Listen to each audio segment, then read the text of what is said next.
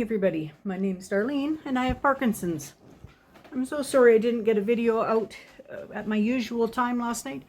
I didn't realize the time had gotten away from me and I was busy doing stuff and I wasn't really feeling in a great mood. I was kind of feeling bored and hard done by, and I don't like making videos when I'm feeling like that, so I just chose not to do it last night. And today I'm going to be making my Make It Monday video to be putting up tonight, and I just wanted to pop in here just to say hey to everybody. I have done my accomplishment. I never thought that I would reach it, but I did reach 500 subscribers. I'm so happy about that, and I can't believe I did that after 2.5 years. But anyway, I just was going to say, when I was talking to my brother, not the one you met, my other brother, the other night, we were reminiscing and we had told each other a bunch of stories and had a good laugh, and it was just really a fun call to have with him, because there's a lot of times that we don't do that. But anyway, I thought of another story after I had talked to him, and I just wanted to record it here just to tell you about it. When we were in, you all know I'm deathly afraid of spiders, right? Anyway, when we were living in the Vancouver area, we had what's called a wolf spiders. They're kind of hairy, they're a bit bigger, and they're kind of hairy, and they run across the floor really quickly. And I hated them. I absolutely hated them. Anyway, I worked with a fellow, his name was Larry, and I worked with Larry, and he, one day, when he was in his house, he saw a wolf spider.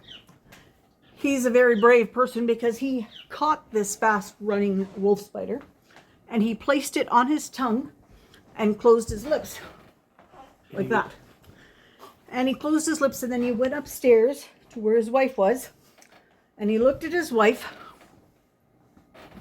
like that. When she saw this giant spider sitting on his tongue, she just lost it. She just screamed, I guess, and couldn't believe he had done that. He put that on there. Well, anyway, he was telling me this story, and I thought to myself, I am so glad I didn't see anything like that.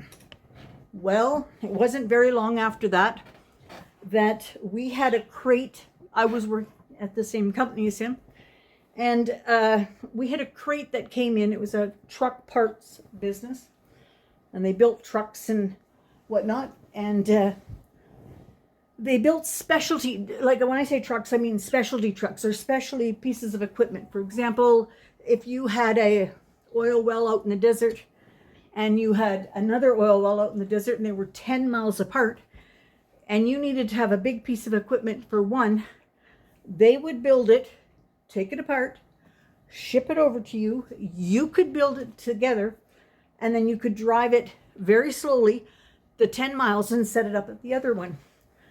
But you had to go very slowly, and then at the end of the other one, it was dead and gone. They just left it to rot in the desert.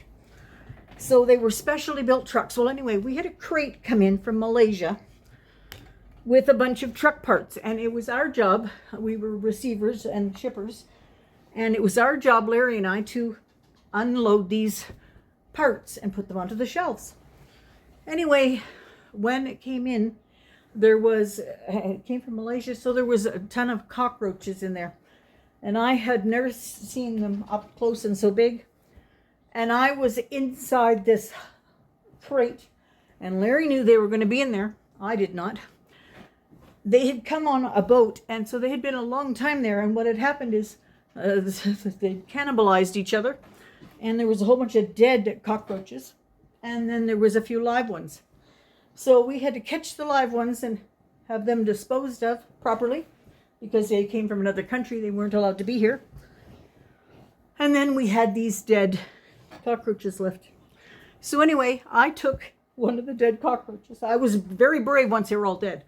Anyway, I took one of the dead cockroaches and put the cockroach on my work glove, and I just set it on there. The little legs had little pricky things, so it kind of stayed on my glove.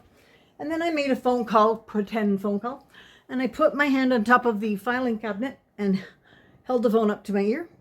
And I didn't say anything. And when Larry turned around and looked, he saw this cockroach on my glove and he thought it was alive. And he leapt into the air. And I just killed myself laughing because I knew it was dead. Anyway, so then Larry took the dead body.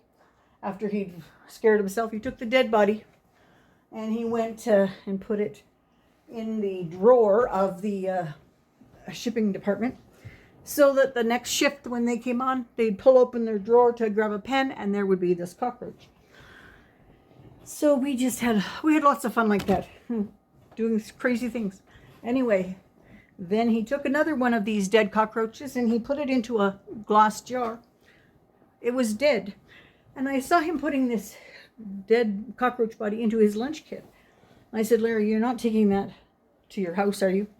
And he goes, yes, I am. He said, I think my kids will be very interested in this. I said, well, don't let your wife unload your lunch kit without you telling her it's in there. Anyway, I said, and he said, oh, we'll see. I knew he was going to let her open the lunch kit to clean it out, and he wasn't going to say anything to her. And I thought, that poor woman. Anyway, I said to him, just as we were pulling out, we never saw each other on our drive to and from work. Never. He drove much faster than me. We took the same road home, but we never saw each other. It was an hour's drive. It was ironic, we never seen each other.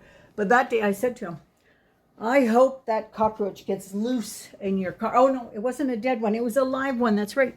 He had this live one. And I said, I hope that cockroach gets loose in your car. And you have to deal with that. Anyway, we were driving home and we were just about home. And we hadn't seen each other. And all of a sudden I pull up behind a car. And I realize it's Larry that's right in front of me. We're nearly at our houses. And Larry was right in front of me and the light was red. So we were stopped there, and Larry looked in his rearview mirror, I guess, and saw me, and he decided to play a funny on me. So he opened his sunroof and pretended this cockroach had gotten loose, and he was going to crawl out of the sunroof top. The cars around us looked at him like, what is he doing? And I just, of course, bust up laughing, and I couldn't believe it.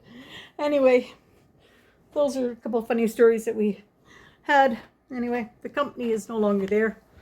And Larry has moved on to be a person who sells the truck parts, the only employee that was left at that company, because somebody had to still supply parts. And so that's what he does. Anyway, I just remembered those stories and I thought, I'm going to tell them on here so Grant can get a chuckle when he watches that. And okay, I just wanted to say, I hope everybody's having a great day, and I'm going to make my Make It Monday. I am making a recipe this time, but it's a very simple recipe. It's one I've made before, and I'm really looking forward to doing it. So, okay, I'll put you on my tripod, and we'll take care of that.